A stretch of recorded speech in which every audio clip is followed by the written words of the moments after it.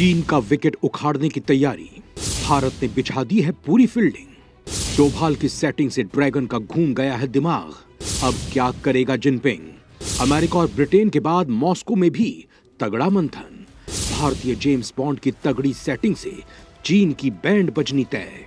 पहले अमेरिका के साथ की तगड़ी डील, फिर ब्रिटेन में मारा व्यापारिक मैदान। अब मॉस्को की यात्रा से दुश्मन के उड़ा दिए पूरी तरह होश। जी हां दोस्तों, सही सुन रहे हैं आप। चीन की बढ़ती चालों और सीमा पर उसकी खुराफात पर लगाम लगाने के लिए भारत जो चालें चल रहा है, उससे चीन का दिमाग घूम गया है। उसकी खाट खड़ी हो गई है। अब उसे लगने लगा है कि भारत उसकी पूरी बखिया उधेड़ कर ही छोड़ेगा। दोस्तों, इस बार भारत के जेम्स बॉन्ड ने चीन को एक साथ 3 मोर्चों पर शिकस्त दी है। रक्षा, व्यापार और सियासी समझौते के जरिए चीन पर करारा प्रहार किया है। दोस्तों, हालांकि भारत ने इसकी तैयारी तो बहुत पहले से ही शुरू कर दी थी। एक तरफ विदेश मंत्री एस जयशंकर ने मोर्चा संभाल रखा था, तो दूसरी ओर डोभाल ने। दोनों ने चीन के खिलाफ ऐसी ऐसी चालें चली जिससे ड्रैगन पूरी तरह ढेर हो गया है। दोस्तों, यहाँ सवाल ये उठता है कि आखिर ड्रैगन की चाल का जवाब देने के लिए भारत ने कौन सी कूटनीतिक चाल चली है? अपनी चाल को कामयाब बनाने के लिए भारत ने किन किन देशों को अपने पाले में कर लिया है? भारत किन किन देशों के साथ कौन कौन सी डील कर रहा है? दोस्तों, दरअसल चीन जिस तरह भारत के पड़ोसी मुल्कों में अपनी पैठ बना रहा था, उनकी जमीन पर कब्जा करके भारत के खिलाफ सियासी चाल चल रहा था, उससे भारत भी चौकन्ना हो गया है। चीन की इन्हीं हरकतों को देखते हुए भारत ने न केवल अपने पड़ोसियों को चीन के जाल से निकालने की कवायद तेज कर दी, बल्कि चीन के दुश्मनों को भी उसने मजबूत करना शुरू कर दिया। दोस्तों, आपको ये जानकर खुशी होगी कि भारत की ये कोशिश रंग लाती भी दिख रही है। जो देश चीन के कर्ज जाल में फंस गए हैं, उन्हें अब भारत के रूप में उम्मीद की एक किरण दिखाई पड़ रही है। उन्हें लग रहा है कि हिंदुस्तान उन्हें चीन के कर्ज जाल से बाहर निकाल देगा, उन्हें उनकी खोई हुई स्वतंत्रता वापस लौटा देगा। लिहाजा अब वो चीन के खिलाफ आवाज बुलंद करने लगे हैं, भारत को अपना हितैषी बताने लगे हैं, जिससे चीन का दिमाग चकरा गया है।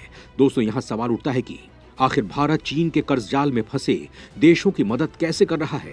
कैसे उनकी डूबती अर्थव्यवस्था को किनारे पर लाने की तैयारी कर रहा है? दोस्तों, विदेश मंत्री एस जयशंकर ने हाल ही में अपनी यात्रा के दौरान चीन की जड़ें उखाड़ने के लिए उन देशों की यात्रा की थी जिन्हें चीन ने विकास के नाम पर अपने कर्ज जाल में फंसा रखा है। इस दौरान उन्होंने इन देशों की मदद का भी ऐलान किया था। भारत का ये ऐलान चीन के लिए किसी करारे प्रहार से कम नहीं था। भारत के इसी वार से निपटने के लिए चीन अभी रणनीति बना ही रहा था कि दूसरी तरफ से डोभाल ने अमेरिका के साथ एक बड़ी डील करके चीन को चौंका दिया। अभी वो झटके से उबरता, तब तक डोभाल ने ब्रिटेन के साथ भी एक बड़ी डील लगभग लॉक कर दी। डोभाल के इस डबल अटैक से चीन दंग रह गया, लेकिन ये तो केवल बानगी भर थी। अभी डोभाल की तीसरी चाल तो बाकी ही थी, जिसका जिनपिंग को जरा सा भी अंदाजा नहीं था। दरअसल अपनी तीसरी चाल के रूप में डोभाल ने बाज की नजर और चीते की चाल की तर्ज पर चीन से उसका वो भरोसा भी छीन लिया जो हाल ही में उसे रूस के रूप में मिला था। दोस्तों, यहाँ सवाल उठता है कि भारत का जिगरी यार रूस कैसे चीन के जाल में फंस गया? कैसे उसने भारत के सबसे बड़े दुश्मन को अपना करीबी बना लिया? आखिर चीन ने ऐसा क्या कर दिया जो रूस चीन का करीबी कहा जाने लगा था? दोस्तों, जैसा कि आप जानते हैं कि रूस और यूक्रेन युद्ध की ज्वाला अभी भी धधक रही है। इस जंग में रूस का चीन खुलकर समर्थन कर रहा है, उसकी मांग को जायज ठहरा रहा है, उसकी कार्रवाई का समर्थन कर रहा है। यही नहीं, प्रत्यक्ष या परोक्ष रूप से वो रूस को युद्ध के लिए हथियार भी मुहैया करा रहा है, जिससे दोनों की खूब छनने लगी थी। दोनों की यारी कितनी तगड़ी हो गई थी, इसका अंदाजा आप इसी बात से लगा सकते हैं कि रूस ताइवान को लेकर चीन की नीति का समर्थन करने लगा था। ताइवान पर आक्रमण के दौरान वो चीन का समर्थन करने की भी बात कह रहा था। अमेरिका के खिलाफ चीन के साथ मिलकर युद्ध लड़ने के लिए कह रहा था। रूस और चीन की इसी बढ़ती दोस्ती को देखते हुए भारत ने इस पर विराम लगाने की रणनीति बनाई और डोभाल को मॉस्को यात्रा पर भेज दिया। दोस्तों, यहाँ सवाल उठता है कि भारत ने कैसे रूस को चीन की चाल से अवगत कराया? कैसे रूस को चीन का बहरूपिया चेहरा दिखाया? कैसे उसे चीन के पाले में जाने से रोका? भारत की इस चाल का चीन कैसे जवाब देगा? दोस्तों, आपके इन सवालों के जवाब अब मैं देने जा रहा हूँ। चीन के करीब जाते रूस को रोकने की कवायद, मॉस्को में डोभाल ने की पुतिन से मुलाकात। दोस्तों, राष्ट्रीय सुरक्षा सलाहकार अजीत डोभाल ने रूस के राष्ट्रपति व्लादिमीर पुतिन से मॉस्को में मुलाकात की। इस दौरान डोभाल ने पुतिन के साथ विभिन्न द्विपक्षीय और क्षेत्रीय मुद्दों पर चर्चा की। रूस स्थित भारतीय दूतावास ने ट्वीट कर बताया कि एनएसए डोभाल ने राष्ट्रपति पुतिन से मुलाकात की। ट्वीट में कहा गया कि मुलाकात के दौरान विभिन्न द्विपक्षीय और क्षेत्रीय मुद्दों पर चर्चा की गई। भारत रूस रणनीतिक साझेदारी को लागू करने की दिशा में काम करते रहने पर सहमति बनी। दोस्तों, यहाँ सवाल उठता है कि क्या दोनों देशों के बीच केवल द्विपक्षीय मुद्दों को लेकर ही चर्चा हुई या कुछ और मुद्दे हैं जिसे दोनों देश दुनिया के सामने नहीं बता रहे हैं? दोस्तों, जियोपॉलिटिक्स पिछले कुछ सालों में जितनी तेजी से बदल रही है, वो पहले इतनी तेजी से करवटें नहीं लेती थी। पहले यह कहावत थी कि जियोपॉलिटिक्स में नेताओं की मुलाकात का असर कुछ सालों के बाद दिखना शुरू होता था, लेकिन अब मुलाकातों का असर घंटों के अंदर में दिखना शुरू हो जाता है और भारत, रूस, अमेरिका के बीच भी काफी तेजी से घटनाक्रमों में बदलाव हो रहे हैं। सबसे ज्यादा चर्चा जिस बात की हो रही है वो है भारत के national security adviser Ajit Doval और रूस के राष्ट्रपति व्लादिमीर पुतिन की मुलाकात को लेकर। आखिर पुतिन और डोभाल के बीच की दुर्लभ मुलाकात क्यों हुई है, ये एक रहस्यमय चर्चा का विषय बन गया है। दोस्तों, रूसी राष्ट्रपति व्लादिमीर पुतिन ने गुरुवार शाम को प्रधानमंत्री नरेंद्र मोदी के राष्ट्रीय सुरक्षा सलाहकार अजीत डोभाल के साथ 1 घंटे तक आमने सामने की बैठक की और इस बैठक में दोनों के बीच क्या बात हुई, इसके बारे में ना तो रूस की ही तरफ से कुछ बताया गया और ना ही भारत की तरफ से कोई जानकारी दी गई है। मीडिया रिपोर्ट्स में कहा गया है कि दोनों के बीच द्विपक्षीय संबंधों को विस्तार देने और पर्यावरण को लेकर चर्चा की गई, लेकिन कुछ एक्सपर्ट्स का कहना है कि पुतिन और डोभाल के बीच हुई बैठक में इन सब के अलावा कई और मुद्दों पर बात हुई होगी, लेकिन मॉस्को और नई दिल्ली दोनों इस बैठक को लेकर चुप है।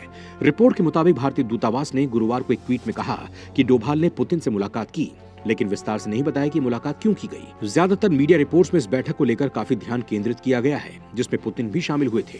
दोस्तों, रिपोर्ट के मुताबिक मॉस्को में स्थित राजनयिकों के मुताबिक एनएसए अजीत डोभाल ने राष्ट्रपति पुतिन से कुछ ही घंटों के अंदर 2 बार मुलाकात की। राष्ट्रपति पुतिन ने खासतौर पर अजीत डोभाल को बैठक के लिए बुलाया था और रूसी नेता और डोभाल के बीच की यह बैठक काफी दुर्लभ मानी जा रही है।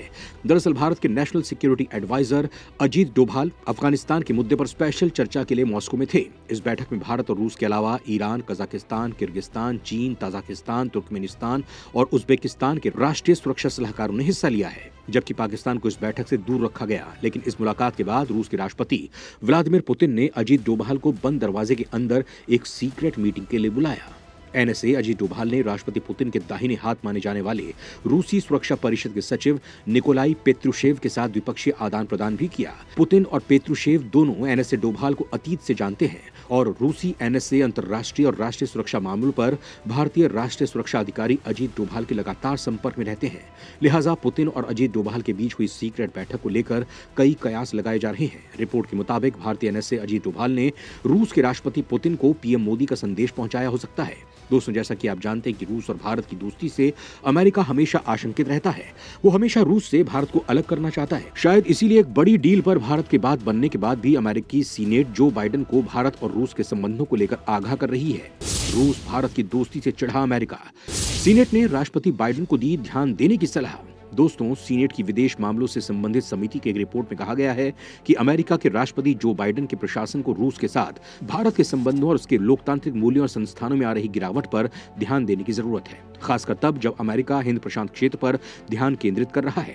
डेमोक्रेटिक पार्टी द्वारा जारी रिपोर्ट में एक मजबूत और लोकतांत्रिक भारत का समर्थन करने का आह्वान किया गया है। सीनेट के विदेश मामलों के अध्यक्ष सीनेटर रॉबर्ट मेनेंडेज ने कहा कि अमेरिका को सभी संसाधनों और सरकार के पूर्ण समर्थन के साथ हिंद प्रशांत की दिशा में आगे बढ़ना चाहिए। दोस्तों, रिपोर्ट में कहा गया कि भले ही प्रशासन का भारत को एक महत्वपूर्ण सुरक्षा भागीदार मानना सही है, लेकिन उसे रक्षा उपकरणों के लिए रूस के साथ भारत के निरंतर संबंधों और निर्भरता की वास्तविक जटिलताओं और हाल ही में उसके लोकतांत्रिक मूल्यों और संस्थानों में आई गिरावट को दूर करने के लिए काम करना होगा।